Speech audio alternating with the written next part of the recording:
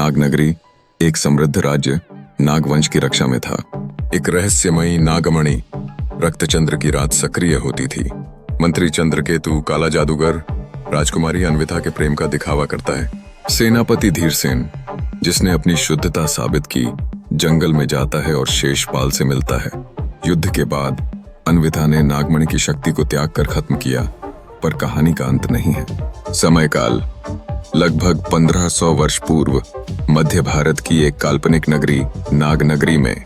नागनगरी एक शक्तिशाली और समृद्ध राज्य था जिसकी रक्षा करता था नागवंश, एक ऐसा राजवंश जिसकी उत्पत्ति स्वयं नाग देवता से मानी जाती थी। राज्य में अमन चैन था, लेकिन इस समृद्धि का एक राज्य था, एक रहस्यमयी नागमणि जो हर 100 वर्षों में रक्तचंद्र की रात को सक्रिय होती थी और अपार शक्तियां देती थी। राजा विराजसेन ने इस नागमणि को एक गुप्त गुफा में छिपा रखा था, जिसकी जानकारी केवल राज परिवार के 3 सदस्यों को थी। राजा का सबसे बड़ा मंत्री चंद्रकेतु, जो एक दूर के देश से आया था, असल में एक काला जादूगर था जिसे नागमणि की शक्ति चाहिए थी। वो राजकुमारी अन्विता के प्रति झूठा प्रेम दिखाकर राजघराने में विश्वास जीतता है। वहीं राज्य के एक सेनापति धीरसेन को चंद्रकेतु पर शक होता है, लेकिन चंद्रकेतु एक ऐसी चाल चलता है कि धीरसेन को देशद्रोही घोषित कर जंगल में निर्वासित कर दिया जाता है। धीरसेन जंगल में भटकते हुए एक प्राचीन नाग मंदिर तक पहुंचता है, जहां उसे नागवंश के एक अंतिम जीवित नाग पुरुष शेषपाल से मुलाकात होती है। शेषपाल बताता है कि चंद्रकेतु असल में तक्षक नाग का वंशज है, एक नाग जो नागवंश से शपथबद्ध दुश्मनी रखता था।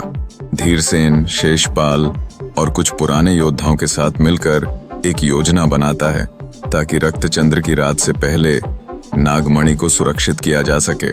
रक्तचंद्र की रात आती है। चंद्रकेतु काले जादू के बल से नाग गुफा तक पहुंचता है और नागमणि को छूते ही उसकी असली तक्षक रूप में बदल जाता है। राजमहल में युद्ध छिड़ जाता है। शेषपाल और धीरसेन की टीम कड़ा मुकाबला करती है। राजकुमारी अन्विता, जिसे नाग देवी का आशीर्वाद प्राप्त है, अंत में नागमणि को छूकर उसकी शक्ति का इस्तेमाल कर तक्षक को रोकती है, लेकिन नागमणि की शक्ति केवल त्याग के साथ ही सक्रिय होती है। अन्विता नागमणि को गुफा में बंद करके उसकी शक्ति को सदा के लिए मिटा देती है। धीरसेन को माफ किया जाता है। शेषपाल फिर जंगल में लौटता है और नागवंश का रहस्य सदा के लिए गुफा में सो जाता है। पर अंतिम दृश्य में एक बच्चा नाग शक्ति से खेलता दिखता है। संकेत की कहानी अभी पूरी नहीं हुई। अगर आप